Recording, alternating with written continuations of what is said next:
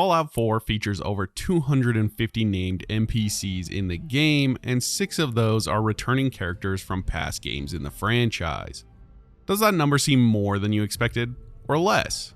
The truth is, if you've been a Fallout fan for a long time now, you're mostly used to not seeing characters return from older games. It doesn't really happen in this franchise.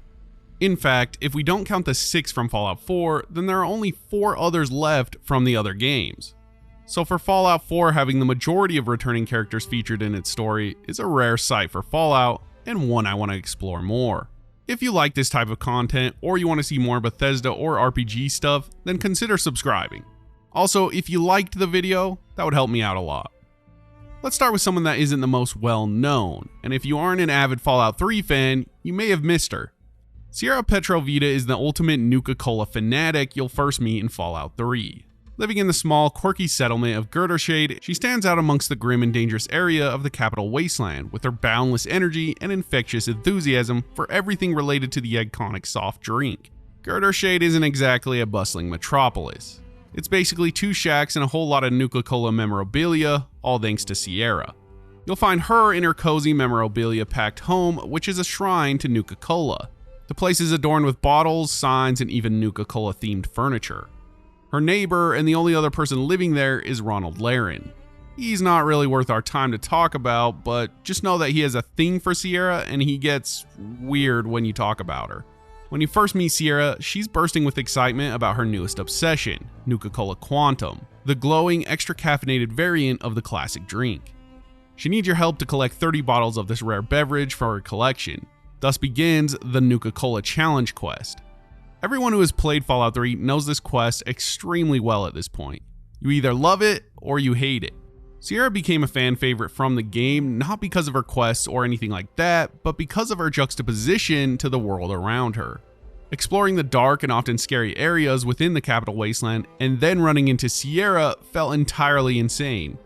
I mean, how can this person exist in this world? Where you'll find the most horrifying location in the wasteland, the Dunwich building, just a few clicks south from where she lives.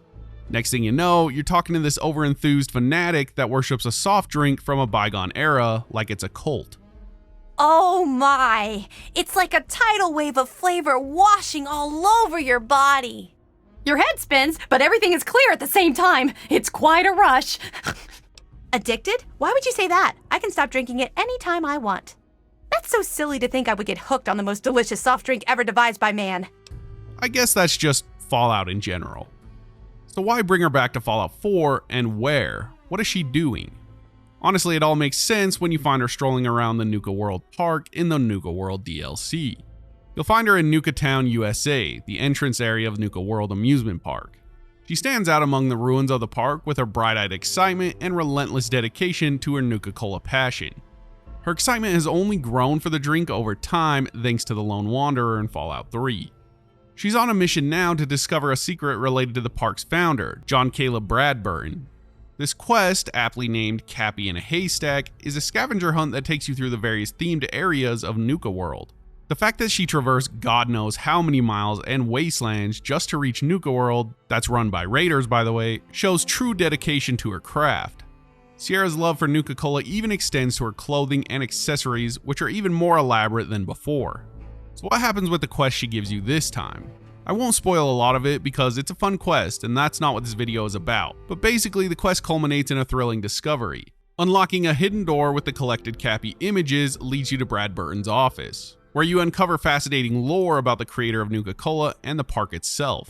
The payoff is not just in the rewards, but in the rich backstory and lore that as fans of the series, we learned a lot about the origins of Nuka-Cola. You then receive the original Nuka-Cola recipe and you can give it to Sierra, the ultimate prize for the ultimate Nuka-Cola fan. Maybe we'll see her again in a future game. Maybe she used the formula to restart manufacturing of the drinks and she becomes this big tycoon. Who knows? Next is a character that has been with us through every mainline game. Sort of. I'm talking about Dogmeat. In the harsh, unforgiving landscape of the post-apocalyptic wasteland, there's one companion who stands out as a beacon of loyalty and courage. This isn't just any ordinary dog. Dogmeat is a legend in his own right, an icon of survival, and the ultimate wasteland sidekick. Dogmeat is a German Shepherd, or sometimes an Australian cattle dog depending on the iteration, with a keen sense of adventure and an unwavering loyalty that's hard to find in the wasteland. He's not just a pet, he's a partner, a protector, and a friend who's always ready to leap into action. But I can already hear you typing a comment about how Dogmeat is not a returning character because he's different iteration in each game. Yeah, that's true, but also not. Maybe? In specifically Fallout 1 to 2, Dogmeat is exactly the same dog. Except it's kind of weird because when you find him in this bar in Fallout 2, the characters there are breaking the fourth wall and he's supposed to be dead because of the time difference. But it's definitely him. In Fallout 4, he returns, but is he the same dog from 1 and 2? I don't know. We know it's not the same Dogmeat from 3 because she is a different breed. He never gives us any clues to discern anything besides his name. But I think it is odd that we meet so many German Shepherds with this same name. There are many theories as to why this is. The first is that maybe it's a common name to give dogs in the wasteland that are strays, almost like a placeholder. If that's the case, then how does the lone survivor know this when meeting Dogmeat just barely after leaving the vault? I guess you could say that they didn't find him for a while, but we have to assume a lot of things in that scenario. Another theory is he's an eldritch being. No, I'm not joking. Fallout is full of Lovecraftian lore, and it's been brought up a few times. My personal favorite theory, and the biggest eye roller because it's always the failsafe, is that Dogmeat might be a synth. It would make a lot of sense that the Institute would want to keep their eyes on important targets in the wasteland, and what better way to do it than having those targets find a loving companion? What do you guys think? Regardless, here he is again in Fallout 4.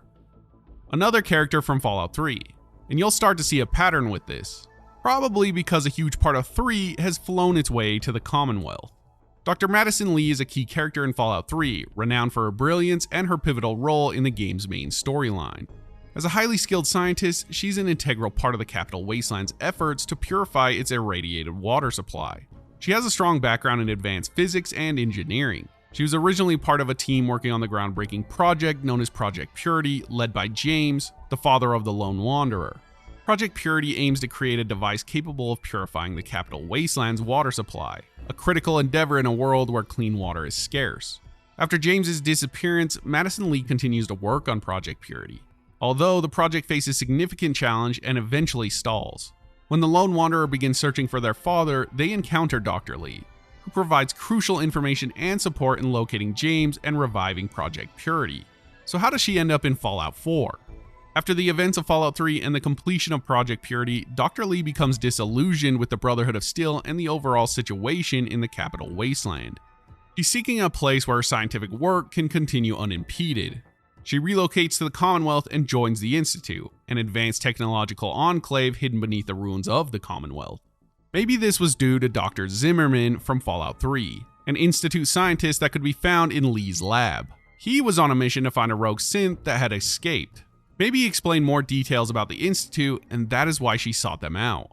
Dr. Lee's skills and knowledge remain unparalleled. In the Institute, she's involved in high-level research and development, contributing to some of the most advanced scientific projects in the post-apocalyptic world, including synthetic humanoids and other technological marvels. She can be persuaded to leave the Institute if the player convinces her that her work is being misused, or if they remind her of her previous life and the ideals she once stood for. This decision significantly affects the dynamics between the Institute and other factions, particularly the Brotherhood of Steel. It's interesting to see what she once stood for and what she believes in now. Since we're on the topic of the Brotherhood, it seems only right to bring up Arthur Maxon, another returning character from Fallout 3. I won't dive into him too much because 1, he for sure is the most talked about character from Fallout 4, probably to death at this point. And 2, because there's a lot to go over with Maxon, which probably deserves its own video. In Fallout 3, Arthur Maxon is a young boy with a significant heritage, destined for a critical role in the Brotherhood of Steel's future. Though his presence in Fallout 3 is relatively minor, his background and lineage are noteworthy within the lore of the Fallout universe. Arthur Maxon is the last known descendant of Roger Maxon, the founder of the Brotherhood of Steel. Born into the Brotherhood's Eastern Division, Arthur Maxon's lineage makes him a figure of great importance, even from a young age. You can find Arthur Maxon at the Citadel, the Brotherhood of Steel's headquarters in the Capital Wasteland. He's usually seen in the company of the Brotherhood's scribes, or other members who are responsible for his upbringing and education. He's a good kid here, a lot different than the Maxon that we meet in Fallout 4. The pressure of living up to his legacy must have really weighed heavy on him and created this new person. I'm sure his whole life he was told how important he was and how much lines changed the Brotherhood. This would then lead to his new ideology. In Fallout 4, Arthur Maxon has grown from the young boy seen in Fallout 3 into a formidable and influential leader. His transformation into the youngest elder of the Brotherhood of Steel marks a significant evolution in his character and the organization's direction. Arthur Maxon's journey to leadership was marked by numerous trials and successes. He proved his combat prowess and strategic acumen in various engagements, earning respect and recognition from his peers and superiors. Arthur was appointed elder at a remarkably young age, the youngest in Brotherhood history. His appointment was not merely symbolic, it was a recognition of his capabilities and the respect he commanded within the organization. Elder Maxon rules with a firm hand, emphasizing discipline, strength, and the Brotherhood's core mission to reclaim and protect advanced technology. His leadership style is authoritative and uncompromising. Under Maxon's command, the Brotherhood becomes more aggressive in its approach. He advocates for a proactive stance in securing technology and eliminating threats, including super mutants, synths, and any group opposing the Brotherhood's goals. His entire goal for coming to the Commonwealth is to destroy the Institute and their monstrous technology. But is he really? Maybe he really does care about synths becoming a major problem, but I think he's more concerned about competition. And the Institute is probably his biggest on the East Coast at this point. Now, we can't talk about the Brotherhood, expansion, and power without our next returning character. Liberty Prime is a massive humanoid robot in the Fallout universe, known for its formidable combat abilities and patriotic fervor. Originally developed by the United States military before the Great War, Liberty Prime was intended to be a weapon of war against communist China. However, it was not completed in time to see action before the war devastated the world. In Fallout 3, Liberty Prime plays a crucial role in the Battle of Project Purity, where it leads the charge against the Enclave forces, ultimately helping the Brotherhood of Steel and the Lone Wanderer secure the facility and defeat the Enclave. In Fallout 4, set several years after the events of Fallout 3, the Brotherhood of Steel and the Commonwealth manages to rebuild and reactivate Liberty Prime. It is used once again as a weapon against the Institute. The sheer spectacle of Liberty Prime's size and firepower, combined with its patriotic dialogue, has made it a fan favorite among Fallout players. Speaking of fan favorites, let's talk about MacCready. MacCready is a character from Fallout 3 who can be found in Little Lamplight, which is a settlement of children in the Capital Wasteland. MacCready is one of the older children in Little Lamplight, and is seen as a bit of a troublemaker by the other residents. Despite this, he is respected for his skills and resourcefulness. And when you first meet him, the mouth on him may surprise you. He became mayor of this little odd town, and ever since then, he's been protecting the other children from the harms of the wasteland. But Little Lamplight has a strange ritual. When you turn 16, within the town you're now considered an adult, and you must leave the settlement. That's what happened to Robert MacCready, and he set forth on a new adventure. Along the way, he met Lucy, a woman who became his partner in life. Lucy supported MacCready through the toughest times in the wasteland, giving him the strength to face its horrors. Despite his love for Lucy, MacCready hid his true nature as a hired killer, telling her he was a soldier. He carried this lie with shame, regretting his lack of courage to confess the truth before her untimely death. Lucy and MacCready had a son, Duncan, and for a while the family did find happiness. Tragedy then struck when they camped at an abandoned metro station infested with feral ghouls. Before MacCready could defend them, the ghouls attacked, killing Lucy. MacCready was then forced to flee, leaving her behind to save Duncan and himself. He has since questioned whether he should have stayed and fought to the bitter end. Left alone with Duncan, MacCready made a promise to be a better person, starting with giving up cursing. They settled down and MacCready abandoned his mercenary life. The family found peace as MacCready worked the land and watched his son grow. However, their happiness was short-lived. Duncan fell ill with a mysterious disease, and despite MacCready's efforts to find a cure, the illness worsened. Unable to find help, MacCready entrusted Duncan to his friends and set out to seek a cure, feeling lost and desperate. As mercenary work dried up in the Capital Wasteland due to the Brotherhood of Steel's increased presence, MacCready's quest for a cure led him north to the Commonwealth.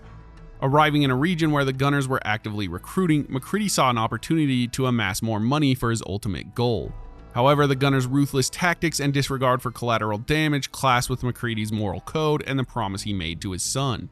Breaking ties with the Gunners in 2287, MacCready sought to resume his career as a freelance contractor. Shortly after parting ways with the Gunners, he met Sinclair, who shared this quest for a cure.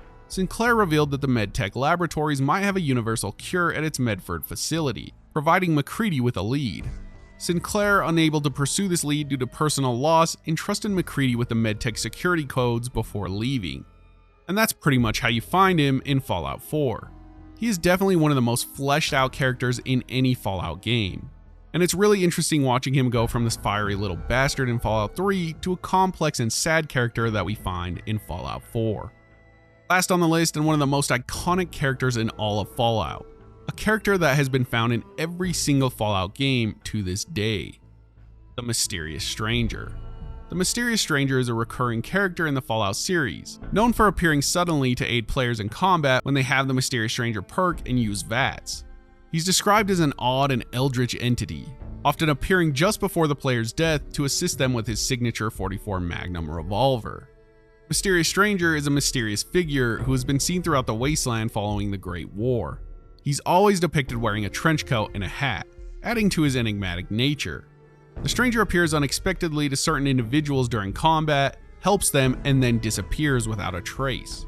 We basically have zero information on this guy. And just like Dogmeat, there are hundreds of theories as to who he is or what he wants. I'll tell you right now, it doesn't matter whose video essay or whatever you've watched on this character, absolutely no one knows any major details about this person. Of course, he shows up in Fallout 4 yet again.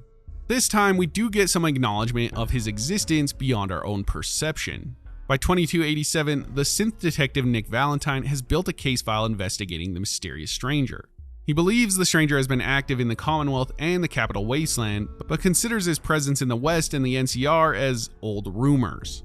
This confirms that he is a real thing, a canon thing.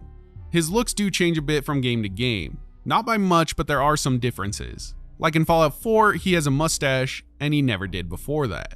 Some interesting theories suggest he's a godlike being within the Fallout universe, or that the Mysterious Stranger title is a mantle for others to take up over the generations, or that he's a synth. What's your guys' personal theory? I think we can exclude that he's a ghoul. I often hear that one a lot. Obviously, you can tell he is not. But this video isn't about the Stranger. We can talk about that another time. So what do you guys think? Is there a character I forgot, or are there some details you want to mention? Leave them in the comments below. Thank you guys for watching. I really do appreciate it.